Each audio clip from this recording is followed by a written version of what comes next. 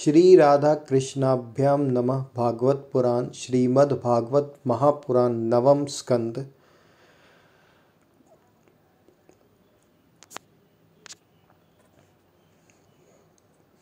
ओम नमो भगवते वासुदेवाय। श्रीमद् भागवत महापुराण नवम स्कंद। पहला अध्याय। वैवस्वत मनु के पुत्र राजा सुद्रुम की कथा।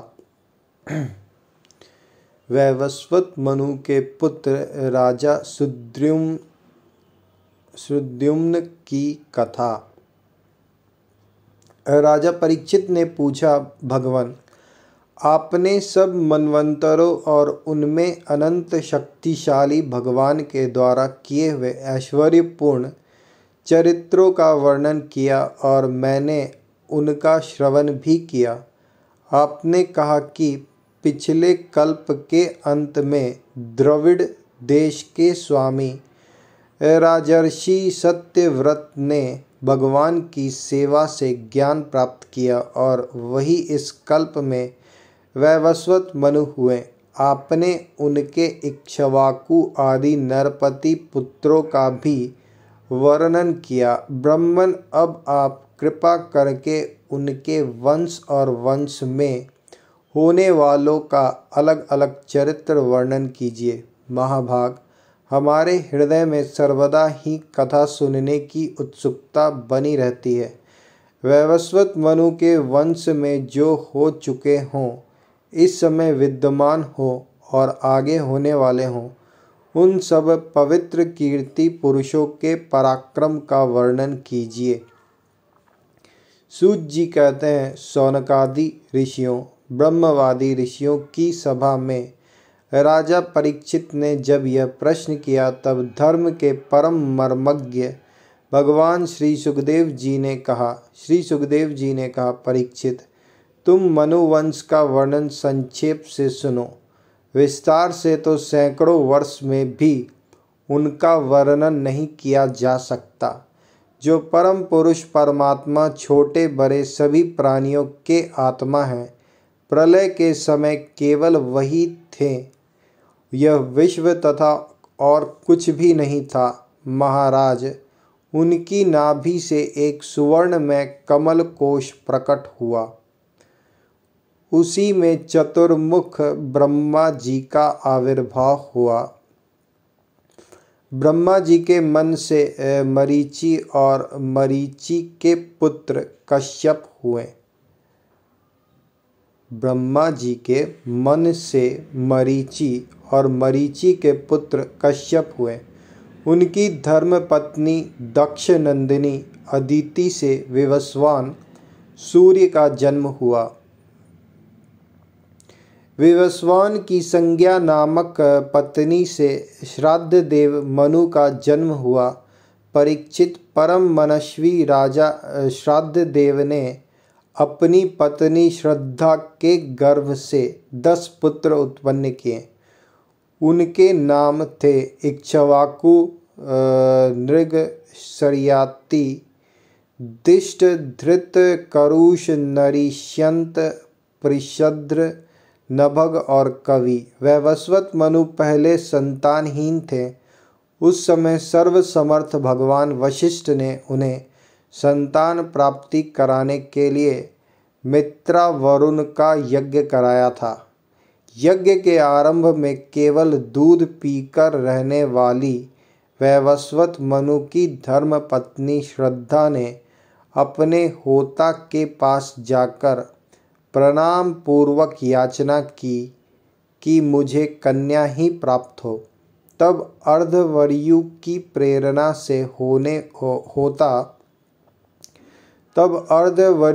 प्रेरणा से होता बने हुए ब्राह्मण ने श्रद्धा के कथन का स्मरण करके एकाग्र चित्त से वषट्कार का उच्चारण करते हुए यज्ञ कुंड में आहुति दी। जब होता ने इस प्रकार विपरीत कर्म किया, तब यज्ञ के फल स्वरूप पुत्र के स्थान पर इला नाम की कन्या हुई। उसे देखकर श्राद्ध देव मनु का मन कुछ विशेष प्रसन्न नहीं हुआ। उन्होंने अपने गुरु वशिष्ठ जी से कहा, भगवान, आप लोग तो ब्रह्मवादी हैं, आपका कर्म इस प्रकार विपरीत फल देने वाला कैसे हो गया? अरे यह तो बड़े दुख की बात है। वैदिक कर्म का ऐसा विपरीत फल तो कभी नहीं होना चाहिए। आप लोगों का मंत्र ज्ञान तो पूर्ण है ही, इसके अतिरिक्त आप लोग जितेंद्रिय भी हैं तथा तपस्या के कारण निष्पाप हो चुके हैं। देवताओं में असत्य की प्राप्ति के समान आपके संकल्प का यह उल्टा फल कैसे हुआ? परीक्षित, हमारे वृद्ध प्रपितामह भगवान वशिष्ठ ने उनकी यह बात सुनकर जान लिया कि होता ने विपरीत संकल्प किया है। इसलिए उन्होंने वैवस्वत मनु से कहा, राजन, तुम्हारे होता के विपरीत संकल्प से ही हमारा संकल्प ठीक ठीक पूरा नहीं हुआ। फिर भी अपने तप के प्रभाव से मैं तुम्हें श्रेष्ठ पुत्र दूंगा। परीक्षित, परम यशस्वी भगवान वशिष्ठ ने ऐसा निश्चय करके उस इला नाम की कन्या को ही पुरुष बना देने के लिए पुरुषोत्तम भगवान नारायण की स्तुति की। सर्वशक्तिमान भगवान श्री हरि ने संतुष्ट होकर उन्हें मुँह मांगा वर दिया, जिसके प्रभाव से वह कन्या ही सुद्युम्न नामक श्रेष्ठ पुत्र बन गई। महाराज, एक बार राजा सुद्युम्न शिकार खेलने के लिए संधु देश के घोड़े पर सवार होकर कुछ मंत्रियों के साथ वन में गए। वीर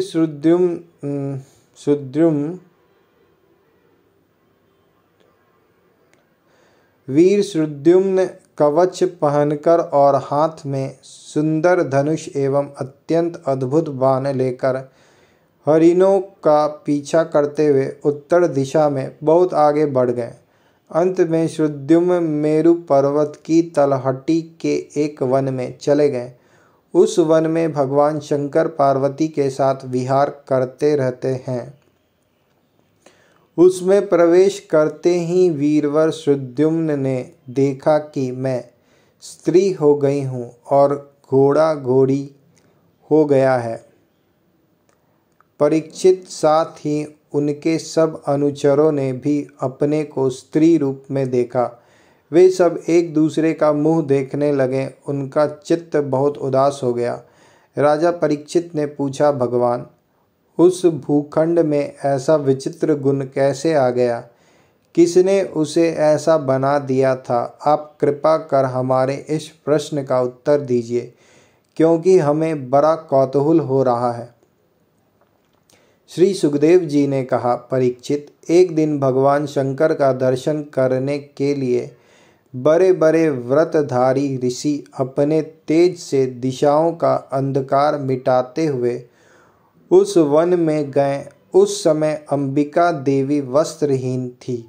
ऋषियों को सहसा आया देख वे अत्यंत लज्जित हो गईं। झटपट उन्होंने भगवान शंकर की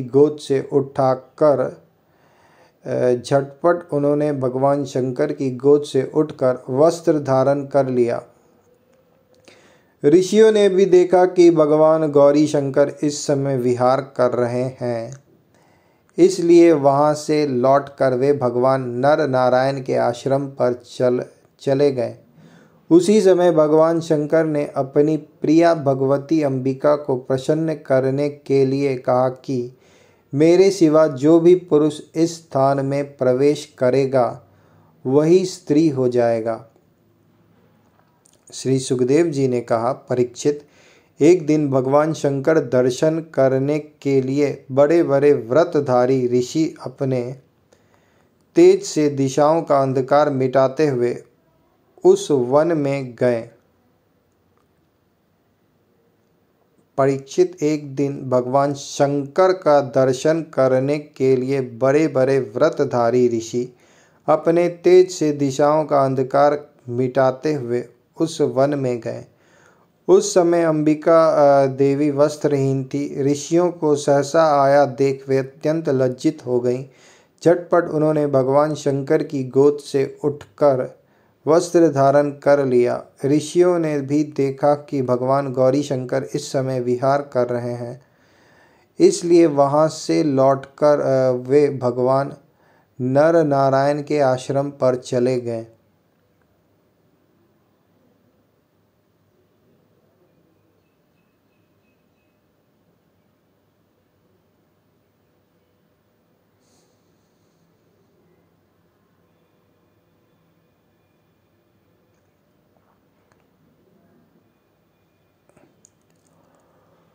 उसी समय भगवान शंकर ने अपनी प्रिया भगवती अंबिका को प्रसन्न करने के लिए कहा कि मेरे सिवा जो भी पुरुष इस स्थान में प्रवेश करेगा वही स्त्री हो जाएगा।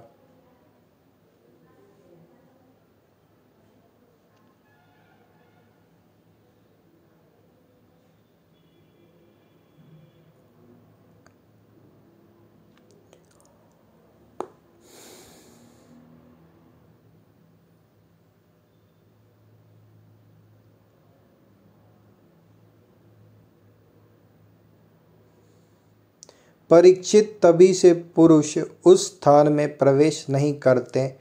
अब सुद्युम्न स्त्री हो गए थे, इसलिए वे अपने स्त्री बने हुए अनुचरों के साथ एक वन से दूसरे वन में विचरने लगे। उसी समय शक्तिशाली बुद्ध ने देखा कि मेरे आश्रम के पास ही बहुत सी स्त्रियों से घिरे हुए उसी समय शक्तिशाली बुद्ध ने देखा कि मेरे आश्रम के पास ही बहुत सी स्त्रियों से घिरी हुई एक सुंदरी स्त्री विचर रही है। उन्होंने इच्छा की कि यह मुझे प्राप्त हो जाए। उस सुंदरी स्त्री ने भी चंद्र कुमार बुद्ध को पति बनाना चाहा। इस पर बुद्ध ने उसके गर्भ से पुरुरवा नाम का पुत्र उत्पन्न किया। इस प्रकार मनुपुत्र राजा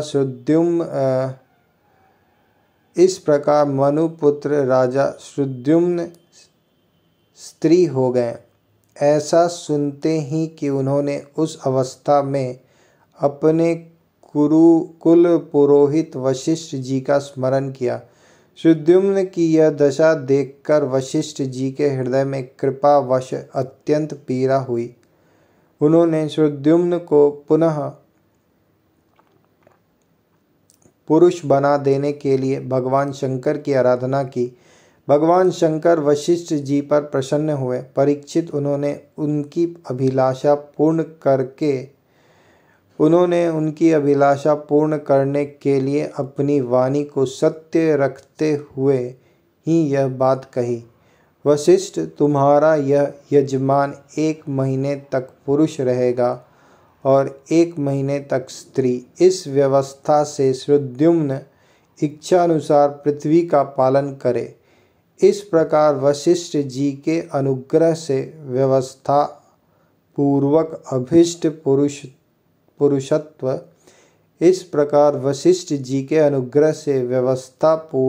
अभीष्ट पुरुषत्व लाभ करके सुद्युम्न पृथ्वी का पालन करने लगे, परंतु प्रजा उनका अभिनंदन नहीं करती थी। उनके 3 पुत्र हुए, उत्कल, गय और विमल। परीक्षित, वे सब दक्षिणा पथ के राजा हुए। बहुत दिनों के बाद वृद्धावस्था आने पर प्रतिष्ठान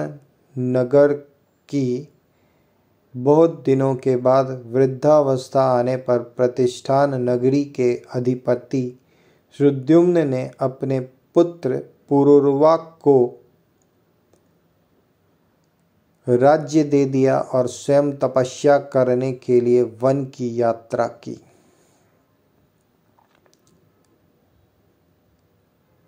इस व्यवस्था से सुद्युम्न इच्छा अनुसार पृथ्वी का पालन करे।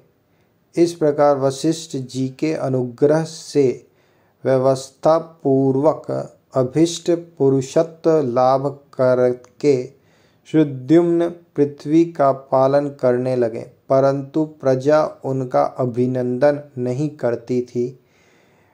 उनके 3 पुत्र हुए, उत्कल, गय और विमल। परीक्षित, वे सब दक्षिणा पथ के राजा हुए। बहुत दिनों के बाद वृद्धावस्था आने पर प्रतिष्ठान नगरी के अधिपति सुद्युम्न ने अपने पुत्र पुरुरवा को राज्य दे दिया और स्वयं तपस्या करने के लिए वन की यात्रा की।